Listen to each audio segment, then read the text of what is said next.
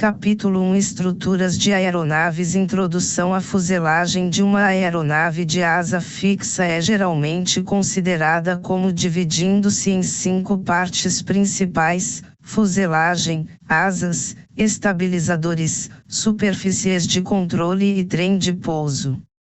A fuselagem de helicóptero consiste da célula, rotor principal e caixa de engrenagens de redução, gearbox, rotor de cauda, em helicópteros com apenas um rotor principal, e trem de pouso.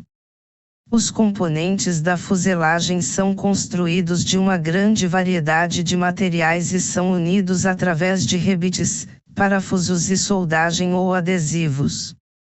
Os componentes da aeronave dividem-se em vários membros estruturais, reforçadores, longarinas, nervuras, paredes, etc.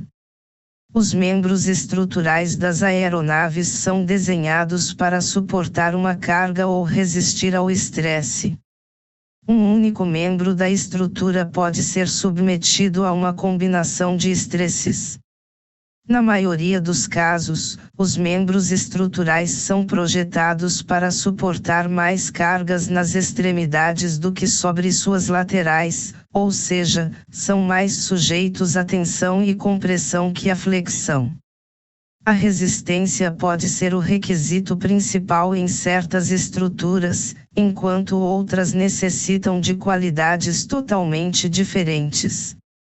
Por exemplo, capotas, carenagens e partes semelhantes geralmente não precisam suportar os estresses impostos pelo voo, ou as cargas de pouso. Contudo, essas partes devem possuir qualidades, como um acabamento liso e formato aerodinâmico. Principais estresses estruturais durante o projeto de uma aeronave: cada centímetro quadrado da asa e da fuselagem, cada nervura, longarina, e até mesmo cada encaixe deve ser considerado em relação às características físicas do metal do qual ele é feito. Todas as partes da aeronave devem ser planejadas para suportar as cargas que lhes serão impostas. A determinação de tais cargas é chamada análise de estresse. Apesar do planejamento do desenho não ser uma atribuição do mecânico, é, contudo, importante que ele compreenda e avalie os estresses envolvidos, para evitar mudança no desenho original através de reparos inadequados. Há 5 estresses maiores, aos quais todas as aeronaves estão sujeitas: figura 1, A, tensão, B, compressão, C, torção, D, cisalhamento, e, flexão. Figura 1. Os 5 estresses que atuam em uma aeronave. O termo estresse é geralmente utilizado com o mesmo sentido da palavra esforço. O estresse é uma força interna em uma substância que se opõe ou resiste à deformação. O esforço é a deformação do material ou substância. O estresse é uma força interna, que pode causar deformação. A tensão, figura 1A, é o estresse que resiste à força que tende a afastar. O motor puxa a aeronave para frente, porém, a resistência do ar tenta trazê-la de volta. O resultado é a tensão, que tende a esticar a aeronave.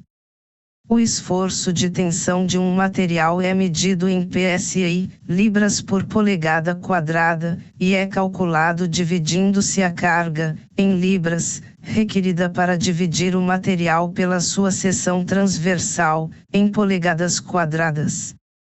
A compressão, figura 1B, é o estresse que resiste à força de esmagamento. A resistência compressiva de um material é também medida em PSI. A compressão é o estresse que 1. Tende a encurtar ou espremer as partes da aeronave. A torção é o estresse que produz torcimento, figura 1C. Enquanto a aeronave se move para a frente, o motor também tende a torcê-la para um dos lados, porém outros componentes da aeronave a mantêm no curso. Assim, gera-se torção. A resistência torsional de um material é sua resistência à torção ou torque.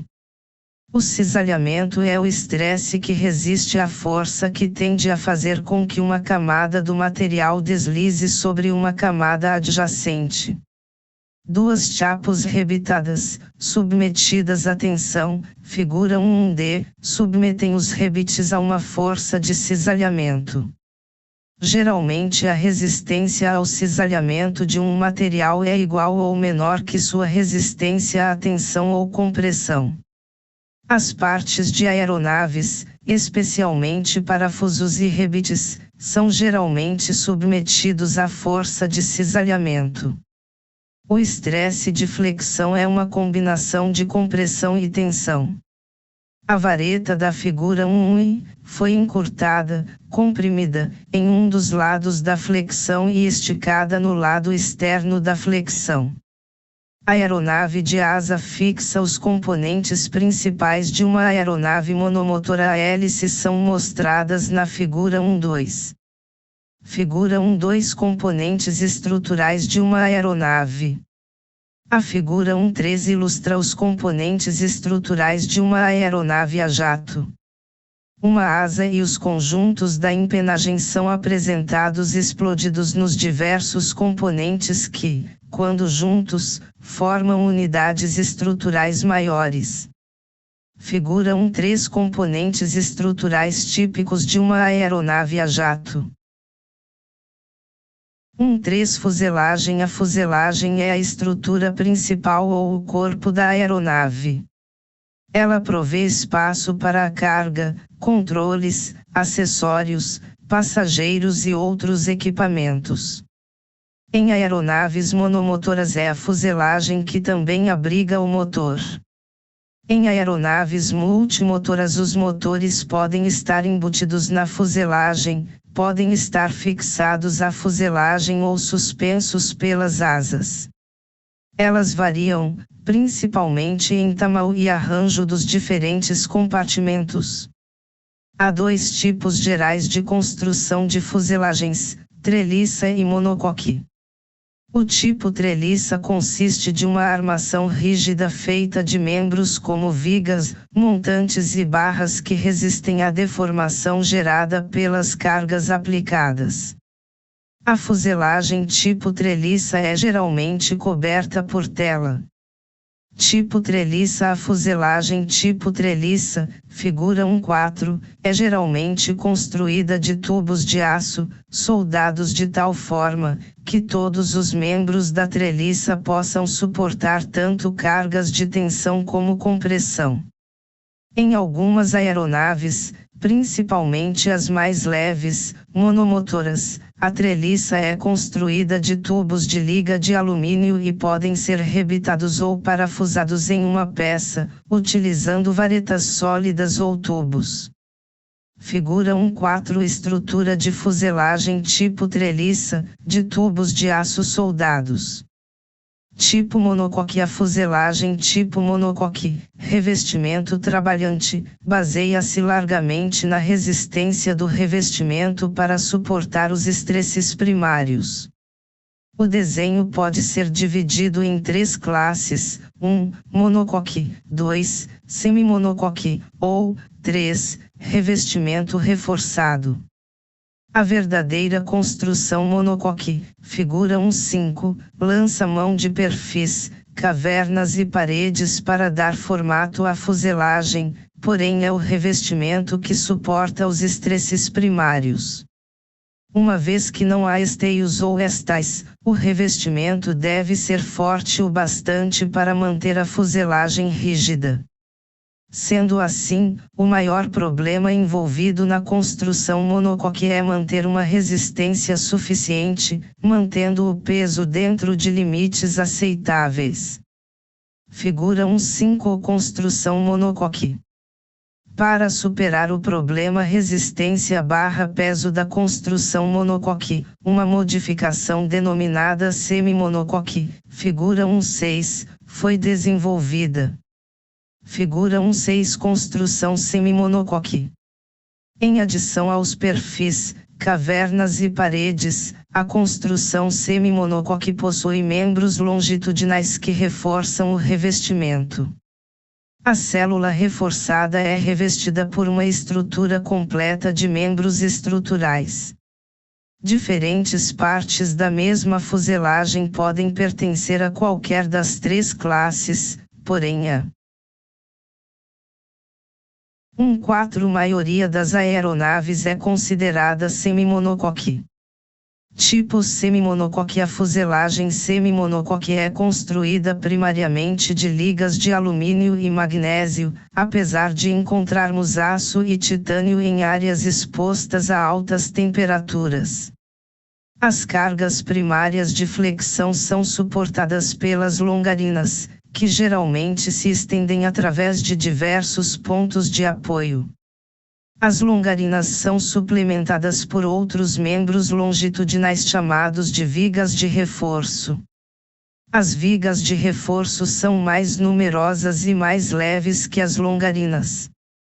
Os membros estruturais verticais são chamados de paredes, cavernas e falsas nervuras. Os membros mais pesados estão localizados a intervalos, para suportar as cargas concentradas, e em pontos onde são usados encaixes para fixar outras unidades, tais como asas, motores e estabilizadores. A figura 1.7 mostra uma forma de desenho atual de semimonocoque.